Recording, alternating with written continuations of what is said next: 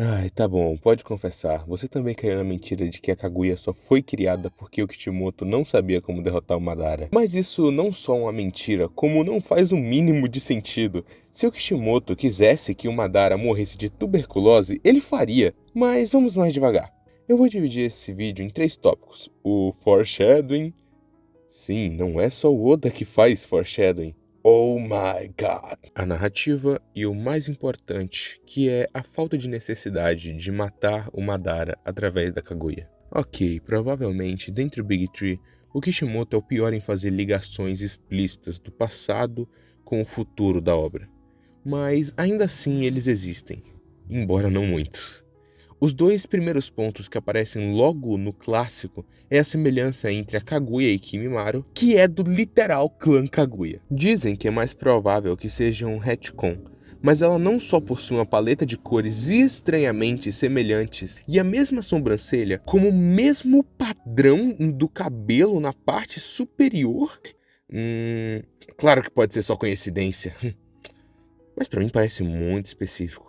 Especialmente para um autor que não planeja nada em suas obras, né? Ai, mas o design não significa nada. Tá bom, então. E os poderes de ossos que não só a Kaguya usa, mas também o próprio Jubi fazia uma técnica estranhamente parecida. E técnica essa que era utilizada pelo próprio Kimimaro. Ainda não te convenci? Ok, que bom, porque o maior foreshadowing que acontece é justamente na luta do Pen. Você não precisa ir tão longe. O seu corpo está... Silêncio, Conan. Eu preciso me concentrar. Shibaku Tensei.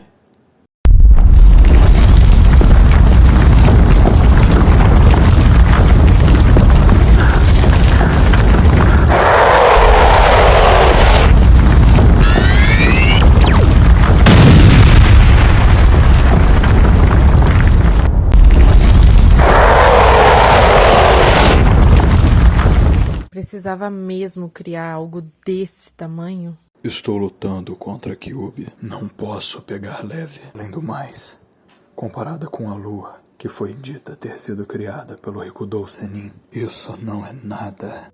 Pera lá, então quer dizer que com o Shibaku Tensei alguém foi selado na lua pelo próprio Rikudor Sennin, que é o criador de todos os jutsus.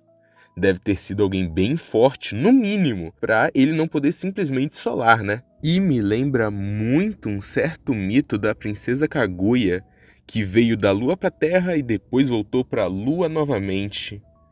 Contra a vontade dela. Lembra até um personagem de Naruto, né? Mas esquece, só o Oda planeja coisas da história dele. Se mesmo assim você ainda não acredita em mim, vamos falar um pouco sobre a narrativa e ver se eu estou louco e a Kaguya foi colocada sem nenhum preparo.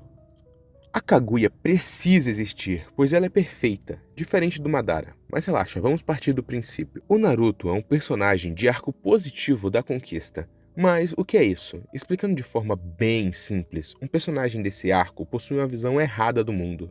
E conforme ele evolui interna e externamente, ele supera essa mentira. E em Naruto, essas mentiras são personificadas pelos inimigos que ele encontra pelo caminho. E conforme o Naruto os derrota física e moralmente, outro com convicções e forças maiores aparece e assim ele chega mais perto de superar essa mentira. Primeiro, o Zabuza mostra como antes de ser Hokage, o Naruto é um shinobi. E shinobi são ferramentas, e essas ferramentas matam outras ferramentas. Contra Gaara, ele mostra que o Naruto pode ser mais forte caso se entregue ao poder de seu ódio e à solidão, mas em ambos o Naruto os derrota moralmente, contra os Zabuza negando se tornar isso e contra o Gaara derrotando com a força dos seus laços. E assim ocorre até o vilão final. O Madara era o ápice do mundo shinobi, quase um deus. Assim como Naruto nesse ponto, ele já não tinha mais barreiras físicas. A única pessoa que poderia parar Madara Uchiha seria Madara Uchiha. Ele nunca confiou em ninguém além de seu próprio eu. Seu Susanoo de 2 lados por si só já prova isso. E ele foi traído pelas costas justamente pelo que ele acreditava ser ele, ser sua vontade. Quem derrotou e traiu Madara foi o único a quem ele confiou as suas costas, que era o Zetsu. E quem surge dali? Kaguya. Enquanto Madara era o ápice, Kaguya nem ao menos estava inclusa nesta medição. Ela é acima do ápice. Ela não é quase um deus, ela é a deusa do chakra. Ela não precisa de receio de confiar em alguém, porque ela não precisa confiar em ninguém. A sua própria vontade trouxe ela ali. Enquanto Madara precisava afirmar e reafirmar que está acima desse mundo, Kaguya apenas está acima. E todos podem facilmente ver isso, como o próprio Sasuke diz. Ela é o desafio final, um oponente que sua única falha é seu amor por seus filhos. E para vencer essa luta, Naruto tem que conciliar um último conceito. Ele não é um deus como Kaguya. Ele é um humano e precisa confiar em outros que são mais fracos que ele. Como ele mesmo diz. Tem coisas que não pode fazer sozinho, como na batalha contra Kaguya. Agora tu chega em mim e fala: isso tudo não existe não, tu tá inventando. Aí eu temo que você leu o mangá de olhos fechados, mano. Mas eu ainda tenho uma última cartada pra te provar que ela foi sim planejada. E dessa vez sem coisas difíceis como interpretação e abstração básica de texto. Pura lógica. Me permita falar um pouquinho sobre como se faz uma história. Vamos lá, tenha em mente que o Madara é um personagem. Ele não existe acima da obra. Se o Kishimoto quisesse fazer ele ser derrotado por uma pedra mágica, ele poderia, porque ele tem o poder da caneta, não o Madara. A partir daí, lembre-se também que o Naruto e Sasuke tinham ganhado novos poderes desconhecidos. E o que seria mais fácil? Criar do nada um poder de selamento que funcione no Madara, ou criar um personagem novo do zero enquanto faz 50 retcons, tudo isso em uma semana? Ah, verdade, ele fez os dois. Isso sem nenhuma necessidade, né? Não faz sentido buscar improvisar algo tão complexo quanto um novo personagem se ele poderia só criar uma habilidade nova e acabou. Ai, mas eu acho que ele fez isso porque ele é um incompetente. Olha, eu mesmo mestro RPG de mesa há mais ou menos 5 anos. E todas as vezes que eu já mestrei, eu já tinha uma ótima ideia de como eu iria acabar. Ai, mas você ainda nem é escritor. Então, me diz, quem é o mangaka? Ou qualquer escritor famoso, incompetente, ao nível de não ter nenhuma ideia de como vai finalizar a obra. Se mesmo assim você acha que ele não planejou, você não tem salvação, mano. Eu desisto de você. Então, pessoal, pra finalizar, a Kaguya foi bem feita e bem construída? Não.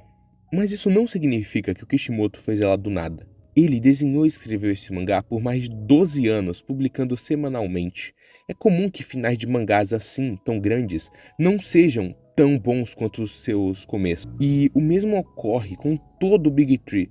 Isso não justifica ter sido ruim, mas temos que entender que nem tudo sai da forma ideal, e este foi o meu ponto durante o vídeo.